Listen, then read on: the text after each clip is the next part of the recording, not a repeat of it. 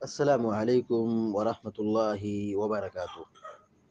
الحمد للہ رب العالمین والعاقبۃ للمتقین والصلاة والسلام علی اشرف الانبیاء والمرسلین نبینا محمد وعلی آلہ وصحبہ اجمعین وبعد۔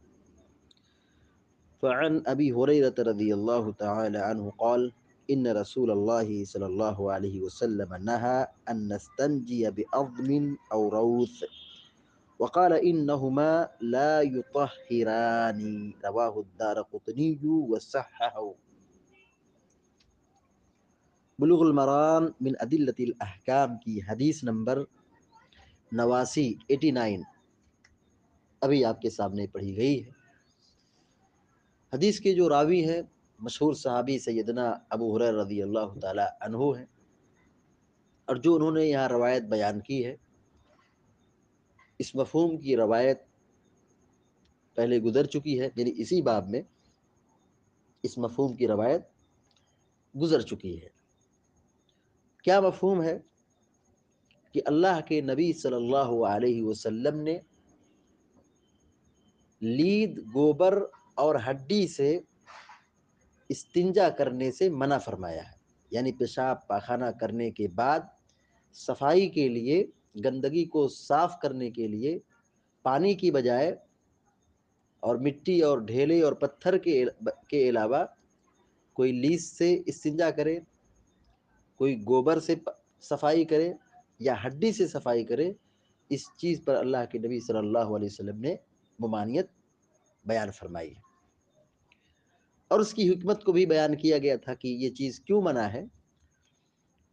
ممانعت کی جو وجہ ہے اس حدیث میں ذکر کیا گیا ہے کہ ان دونوں سے صفائی حاصل نہیں ہوتی ہے، پاکیزگی اور طہارت حاصل نہیں ہوتی ہے۔ وجہ کیا ہے؟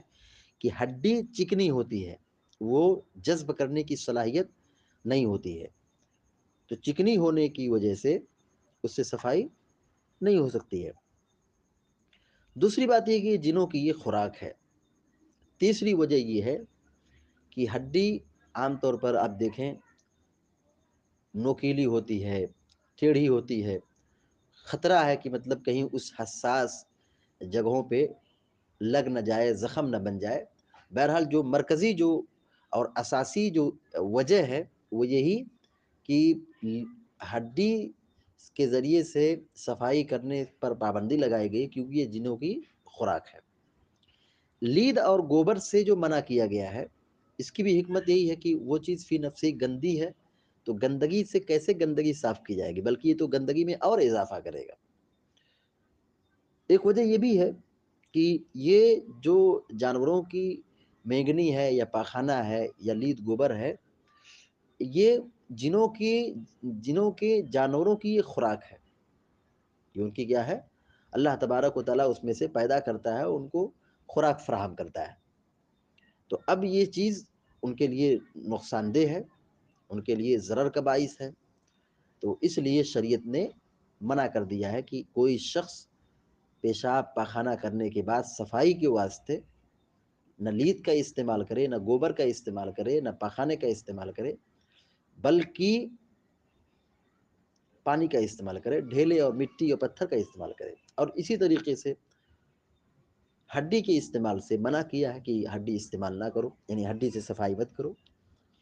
حدیث دیکھیے، حضرت ابو ہریرہ رضی اللہ تعالیٰ عنہ بیان فرماتے ہیں کہ قال ان رسول اللہ صلی اللہ علیہ وسلم نہا، وہ بیان کرتے ہیں کہ اللہ کے رسول صلی اللہ علیہ وسلم نے منع فرمایا، نہا منع کیا، نہا یا نہا معنی ہوتا ہے منع کرنا۔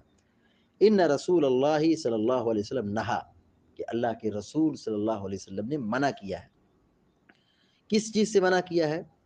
ان نستنجی بعظم، ان نستنجی یہ کہ ہم استنجا کریں، صفائی کریں،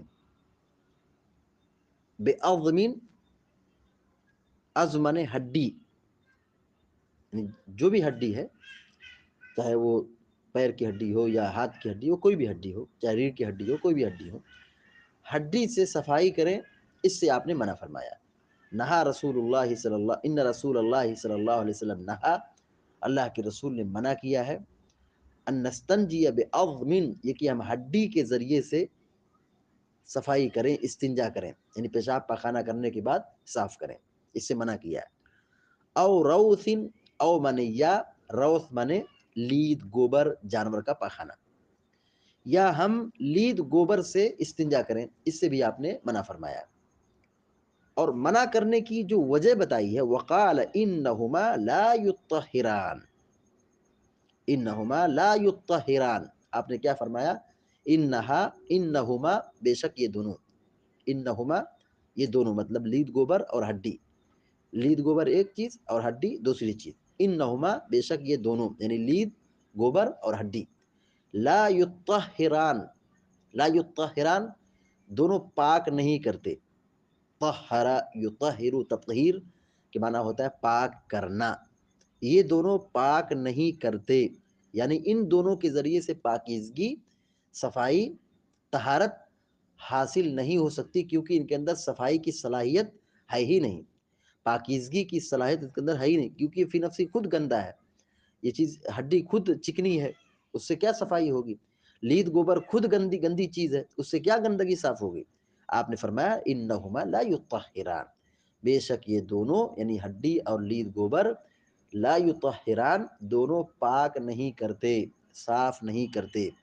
رواہ الدارقطنی، امام دارقطنی نے اس حدیث کو ذکر کیا ہے، وصححہ اور اس کو صحیح قرار دیا ہے، صحح یصحح تصحیح کے معنی ہوتا ہے صحیح کرنا، تو اس حدیث کو امام دارقطنی رحمہ اللہ نے ذکر بھی کیا ہے اور صحیح کا حکم لگایا، یعنی حدیث کیا ہے؟ صحیح ہے۔ حضرت ابو ہریرہ رضی اللہ تعالیٰ عنہ بیان کرتے ہیں کہ ان رسول اللہ صلی اللہ علیہ وسلم نہا، کہ اللہ کے رسول نے منع فرمایا ہے، ان نستنجی بعظم، یہ کہ ہم استنجا کریں، صفائی کریں پیشاب پاخانہ کرنے کے بعد، بعظم ہڈی سے، او روث یا لید گوبر سے، وقال اور آپ نے یہ فرمایا انہما لا یطہران، بے شک یہ دونوں پاک نہیں کرتے، یعنی اس سے صفائی اور پاکیزگی حاصل نہیں کی جا سکتی ہے۔ رواہ الدارقطنی، امام دارقطنی نے اس حدیث کو ذکر کیا ہے، بیان کیا ہے، وصححہ اور اس کو صحیح قرار دیا ہے۔ حدیث کا مطلب یہ ہوا کہ اللہ کے نبی صلی اللہ علیہ وسلم نے پیشاب پاخانہ کرنے کے بعد جو گندگی صاف کرنا ہے تو یہ ضروری ہے، اس کے لیے ہڈی اور لید کا استعمال کرنا منع ہے، اس کے لیے ہڈی اور لید کا استعمال کرنا کیا ہے؟ منع ہے۔ کیا استعمال کرنا ہے؟ پانی اصل چیز ہے، پانی سے ہم پاکیزگی حاصل کریں، صفائی کریں، دھلیں اس کو، پانی اگر نہ ملے مثال کے طور پر تو پھر مٹی ہے، ڈھیلا ہے، پتھر ہے، ان چیزوں سے ہم کیا کریں؟ پاکیزگی اور صفائی اختیار کریں، پاخانہ کرنے کے بعد، پیشاب کرنے کے بعد اس کو صاف کریں۔ لیکن ہڈی اور لید اور گوبر، اس سے پاکیزگی نہیں اختیار کی جائے گی، اس سے صفائی نہیں کی جائے گی، یہ منع کیا گیا۔ تو حدیث سے جو باتیں معلوم ہوئی، نمبر ایک پہلا فائدہ، ہڈی سے استنجا کرنا حرام ہے۔ نمبر دو، لید گوبر سے استنجا کرنا حرام اور منع ہے۔ نمبر تین، پیشاب پاخانہ کرنے کے بعد اپنی شرمگاہ کو اچھی طریقے سے صاف کرنا چاہیے۔ اب صاف کرنا چاہیے، پانی ہے تو پانی سے، پانی اگر نہیں ہے تو پھر پتھر وغیرہ کا استعمال کرنا چاہیے۔ چوتھی اور آخری بات یہ معلوم ہوئی کہ جب کسی چیز سے روکا جائے، دیکھو تربیت کا طریقہ، تعلیم کا طریقہ، پیارے نبی صلی اللہ علیہ وسلم کس طرح تعلیم دیتے تھے، جب کسی چیز سے روکا جائے کہ یہ چیز مت کرو تو اس کی حکمت بیان کی جائے، اس کی وجہ بیان کی جائے۔ جیسے آپ نے کہا کہ لید گوبر ان دونوں کے استعمال سے بچو، منع کیا ہے، کیوں منع کیا ہے اس کی وجہ آپ نے بتلائی، ریزن بتایا، سبب بتایا، علت بیان کی، انہما لا یطہران، بے شک یہ دونوں پاک نہیں کرتے۔ تو جس چیز سے روکا جائے تو اس کی وجہ، سبب، ریزن یہ بیان کرنا چاہیے، یہ اچھے اخلاق میں سے اور اچھی عادتوں میں سے ہے۔ اللہ تعالی ہم سب کو، آپ سب کو نیک عمل کی توفیق عطا فرمائے، امین یا رب العالمین۔ اقول قولی ھذا واستغفر اللہ لی ولکم ولسائر المسلمین فاستغفروه انه الغفور الرحیم، وصلی اللہ علی نبینا محمد وسلم تسلیما کثیرا، والسلام علیکم ورحمۃ اللہ وبرکاتہ۔